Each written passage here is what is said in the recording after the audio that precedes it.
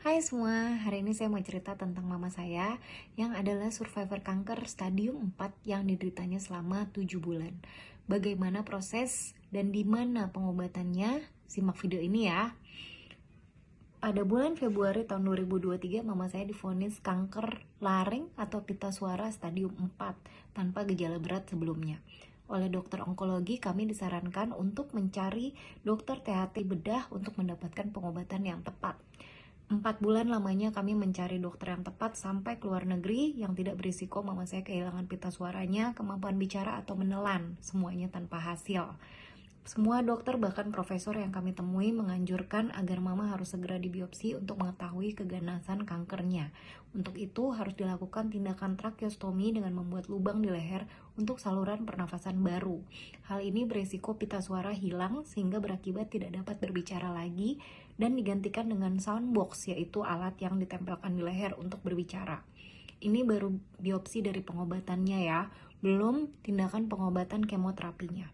Sambil mencari dokter yang tepat yang tidak harus memaksakan tindakan tracheostomi, mama sempat menjalani imun sel terapi selama 1 siklus atau 10 kali.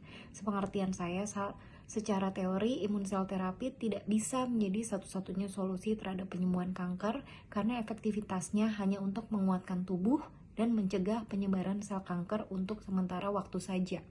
Untuk mematikan kankernya diperlukan kombinasi pengobatan dengan kemoterapi atau radiasi.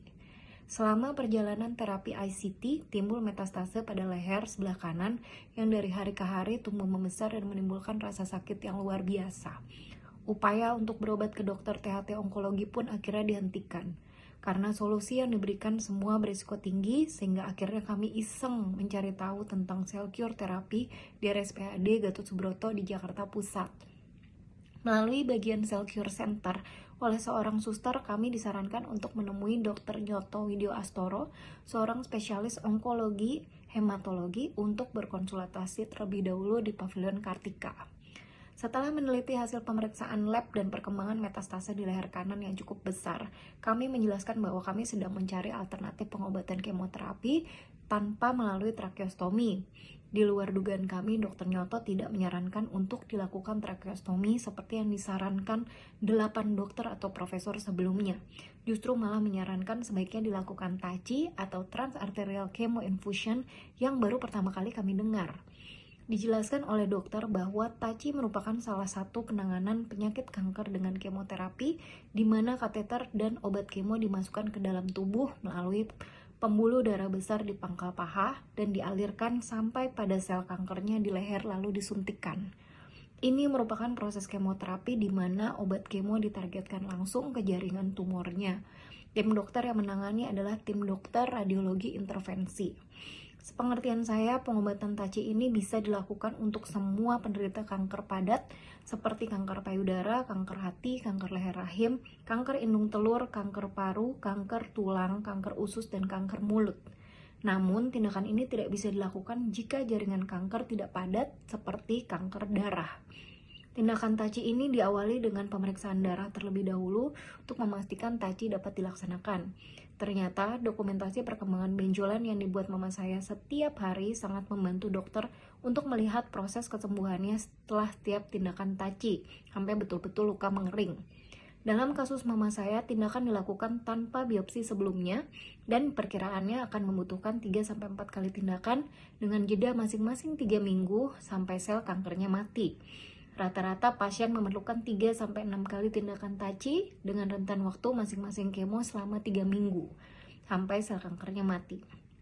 Mama saya menjalani 4 kali tindakan TACI dimulai dari akhir bulan Juni sampai akhir September 2023. Setiap tindakan TACI berkisar sekitar 1-2 jam tergantung aksesibilitas pembuluh darah. Dokumentasi luka di leher yang diambil sendiri setiap hari menunjukkan bahwa sejak TACI yang pertama terlihat bahwa benjolan semakin mengecil dari hari ke hari.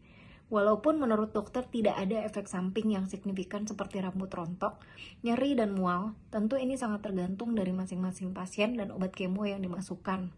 Pada kasus mama, setiap selesai TACI pasti ada rasa mual, nyeri, dan sulit makan di hari-hari pertama pasca tindakan.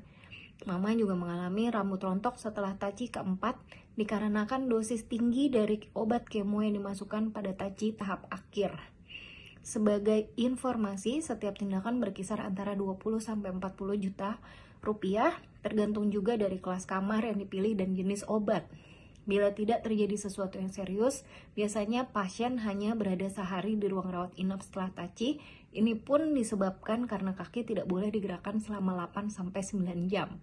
Dalam kasus kami, asuransi mengkategorikan taci sebagai tindakan kemoterapi yang bisa di-cover.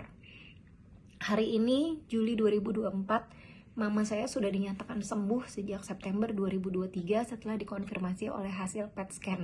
Sungguh ini merupakan mujizat bagi kami. Kami sekeluarga sangat bersyukur pada Tuhan dan tim dokter di RSPAD Gatot Subroto saat saya ucapkan terima kasih setelah selesai operasi. Salah satu dokter yang menangani yaitu Dr. Suwandi mengatakan, terima kasih pada Tuhan ya, jangan pada saya. Video ini kami buat dengan harapan agar orang-orang yang mencari pengobatan seperti keluarga kami waktu itu dapat terbantu dan bisa juga menjadi survivor seperti mama saya. Silakan hubungi saya melalui Instagram di a.heart.for.earth jika membutuhkan informasi lebih lanjut. Salam sehat selalu untuk kita semua.